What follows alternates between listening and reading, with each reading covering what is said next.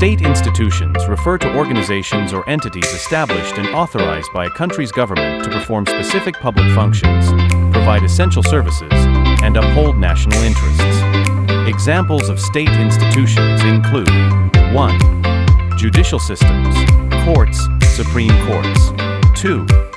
Public services, healthcare, education, social welfare. They ensure the functioning of a country and well-being of its citizens. Government Service Insurance System, GSIS, is a social insurance institution that provides a defined benefit scheme. It insures its members against the occurrence of certain contingencies in exchange for their monthly premium contributions. Department of Agriculture functions, supports livelihoods by providing food, habitat, and jobs while fostering trade and economic growth. Contributions, offers food and job opportunities contributing to social order. Department of Transportation or DOTR is the executive department of the Philippine government responsible for the maintenance and expansion of viable, efficient, and dependable transportation systems as effective instruments for national recovery and economic progress. It is responsible for the country's land, air, and sea communications infrastructure. Contributions. Some of the significant contributions of the DOTR are the Build program, railway modernization, airport expansion, and PUV modernization program. As the flagship university, UP, or University of the Philippines, excels in community outreach, research, and quality education. It promotes Filipino culture, engage in social policies, and partners worldwide. UP prepares graduates to face their new careers or job, create opportunities for more employment, and uphold a cultural identity. DPWH. The function in our society are infrastructure development, planning, designing, and constructing public infrastructure such as roads, bridge, and flood control systems. Maintenance, ensuring the maintenance and repair of existing infrastructure to promote safety and accessibility. Contribution in our society, public safety, by maintaining and upgrading infrastructure. DPWH helps ensure safer travel and transportation for the public. Infrastructure development. DPWH is responsible for building and maintaining roads, bridges, and public buildings which enhance connectivity and accessibility for communities. DILG, Department of the Interior and Local Government. The Department of Interior and Local Government promote peace and order to ensure public safety and strengthen local government capability to effectively deliver basic service to the citizens. The Department of Health, DOH, Filipino, Cagawaran and Caloosagan, is the executive department of the government of the Philippines responsible for ensuring access to basic public health services by all Filipinos through the provision of quality health care, the regulation of all health services and products. Contributions. DOH has helped in disease prevention and control through vaccination programs and communicable and non-communicable disease prevention and control. Health promotion and education. Access to healthcare, healthcare research development and emergency response. Bangko Sentral ng Pilipinas. The primary objective of the Bangko Sentral is to maintain price stability conducive to a balanced and sustainable growth of the economy and employment. It shall also promote and maintain monetary stability and the convertibility of the peso. Its contribution, the Bangko Sentral ng Pilipinas has made significant contribution to the Philippine economy through monetary policies such as price and financial stability and economic growth, financial inclusion, payment systems, financial supervision, and economic research and development. Supreme Court in the Philippines ensures the judiciary's independence, interprets the Philippine Constitution, and acts as the highest appellate court. It reviews laws and executive action, issues final decision, interprets constitutional provisions, supervises the judicial system, and handles election disputes. The Department of Science and Technology, or DOS, is responsible for formulating and implementing various programs related to the field of science and technology. It also gives critical information about various fields such as disaster risk reduction, climate change adaptation, geological analysis, and research and development. It also has significant contributions to the field of agriculture, food security, health, medicine, information and communication technology, energy, and environment. Function of Department Education. Department Education is the primary government agency responsible for ensuring quality basic education for all Filipinos.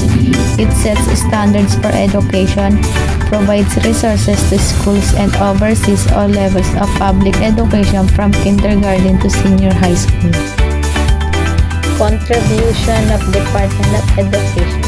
Department of Education contributes to a well-rounded education for all Filipinos, regardless of their background. It plays a key role in preparing students for a successful future and a fulfilling life. It fosters national unity and development by promoting a shared sense of knowledge, values, and cultural understanding.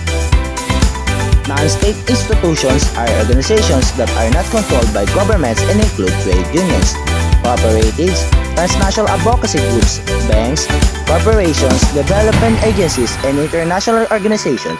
Example of non-state institutions: formal non-state institutions, non-governmental organizations, multinational corporations, religious institutions, academic institutions, informal non-state institutions, families, communities, social networks. Characteristic of non-state institutions: advocacy and activism, service delivery, economic development, social cohesion, innovation and research. Functions of FFW in society. 1. Union organizing and membership development. 2. Collective bargaining and negotiation. 3. Labor education and training. 4. Advocacy and policy influencing. 5. Dispute resolution and mediation. Contributions of FFW in society. 1. Promoted workers' rights and interests. 2. Improved working conditions and wages. 3.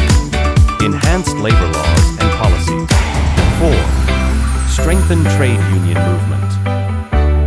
Federation of Free Workers, FFW, is a national trade union center in the Philippines.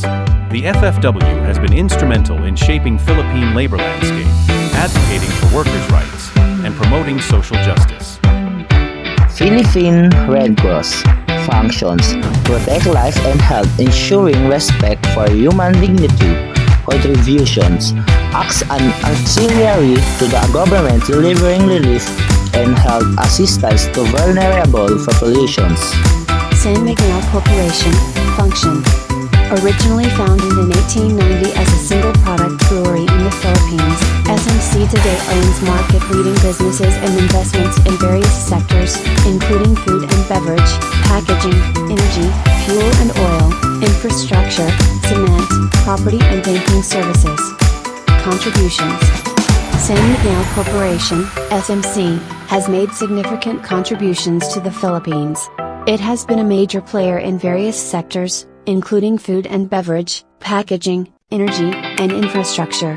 SMC has created jobs, invested in infrastructure, supported social initiatives, and contributed to economic growth. Metrobank is one of the most important institutions in the financial system of the Philippines. It offers corporate and investment banking in addition to savings accounts, insurance, and loans.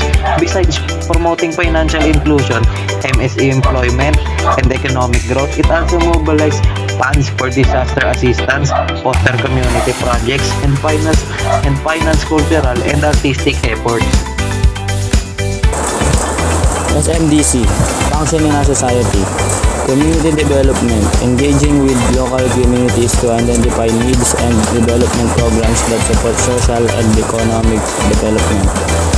Public awareness, promoting awareness about social issues and public health through campaigns. Contribution in our society, capacity buildings, providing training and resources to communities and organizations to strengthen their capabilities in addressing social issues.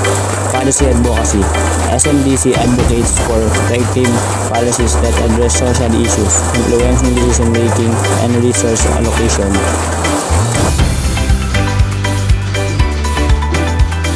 BPI, Bank of the Philippines Island. BPI service include consumer banking and lending asset management, payment, insurance, securities brokerage, and distribution foreign exchange, leasing and corporate investment banking. Through Life UK, a subsidiary of Prudential plc, offering life insurance, health, and investment products, focuses on empowering Filipinos through various financial protection and investment options. Banco de Oro, also known as BDO, is a full-service universal bank. It provides products and services to retail and corporate markets, including lending, corporate, middle market, SME, and consumers, deposit taking, foreign exchange, brokering trust and investments, credit cards, corporate cash and management, and remittance. BDO significantly contributed to the Philippines in the following way. 1. Financial inclusion. Expanded branch network and the digital marketing service have made banking accessible to a wider population. Number 2. Economic development. Provides loans, investment banking services, and infrastructure financing. Number 3.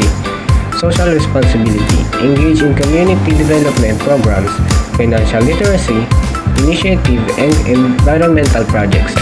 Number 4. Job creation. Employed a large number of people and supported job creation in related industries overall. BDOs has played a vital role in the Philippines' economic growth and development. CBC supports economic growth by providing credit and financial services to business, individuals, and government agencies. It indirectly contributes to job creation by financing infrastructure projects and supporting green financing. ICBC offers savings, checking accounts, loans, investments, banking, and personalized financial services to high net worth individuals with a strong digital presence. Global Media Arts, widely known as GMA, plays a crucial role in the Philippines, significantly as they live to an interconnected world. GMA has also made a significant impact on our culture, society, entertainment, economy, and fosters innovation. GMA Network has made significant contributions in entertainment and production, news and information dissemination, cultural preservation and promotion, economy, and technological advancements. Habitat for Humanity Philippines function. Habitat for Humanity Philippines builds affordable homes for low-income families in the Philippines. They work in the partnership with these families, providing them with the opportunity to build their own home alongside volunteers. Habitat for Humanity Philippines contribution. Habitat for Humanity Philippines contributes to a more just and equitable society by providing families with a safe and decent place to live. They promote sustainable building practices and create stronger communities by fostering a sense of ownership and responsibility among the families they help. Since the power lies in the people in a democracy, they either exercise this power directly or through their elected representatives who are elected by the people themselves. The theory of democracy encourages equality, freedom, and the involvement of the public in that any leaders are accountable to the rule of law. Democracy includes political equality, free and fair election, and protection of individual rights in the Philippines. Major positions such as local officials, senators, representatives, president, and vice president are elected by regular elections. The most recent presidential election that took place in May 2022 has shown that the country has stuck to democratic processes consistently. An economic system characterized by private or corporate ownership of capital goods, by investments that are determined by private decisions and by prices production, and the distribution of goods that are determined mainly by competition in a free market. Communism definition. Communism is an economic ideology that advocates for a classless society in which all property and wealth are communally owned instead of being owned by individuals. Vision of a society that may be considered communism appeared as long ago as the 4th century BC. Example to the existing communist states in the world are in China, Cuba, Laos, Vietnam, and North Korea. These communism states are often do not claim to have achieved socialism or communism in their countries, but to be willing and working towards to the establishment of socialism in their countries. Socialism is an economic and political philosophy encompassing diverse economic and social systems characterized by social ownership of the means of production, as opposed to private ownership.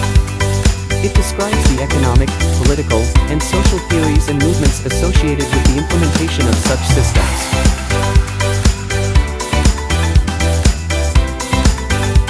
Banks are financial institutions that provides various services to individuals and businesses.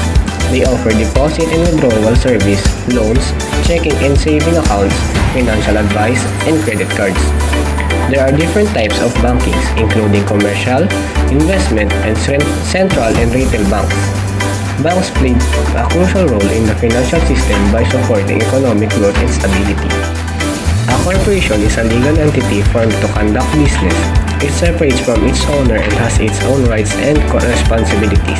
Key characteristics include limited liability, perpetual existence, centralized management, and transferability of ownership. Examples includes publicly traded companies, private companies, and non-profit corporations and government corporations. Cooperatives are autonomous associations of people united to meet their common needs through a jointly owned and democratically controlled enterprise. There are various types of cooperatives, including consumer, producer, worker, financial, and housing cooperatives.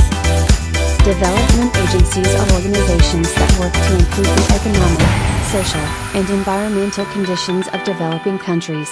They provide various forms of assistance, such as financial aid, technical expertise, and capacity building. Examples include the World Bank, the United Nations Development Program, and Save the Children. Civil organization are voluntary groups or institutions pursuing common goals for societal welfare, often operating independently of the government and can take various forms like NGOs, community groups, advocacy groups, charities, or professional associations.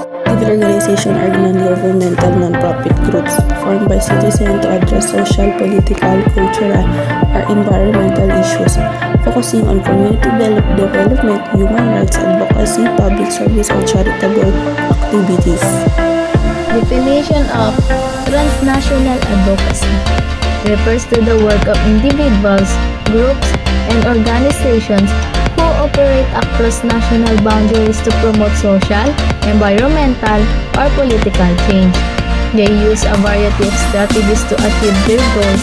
They bring attention to important issues through campaigns, reports, and public demonstrations. For example, human rights. This group works to end human rights abuses worldwide, including torture, the death penalty, and unfair imprisonment. They conduct research, raise awareness, and lobby governments to uphold human rights standards.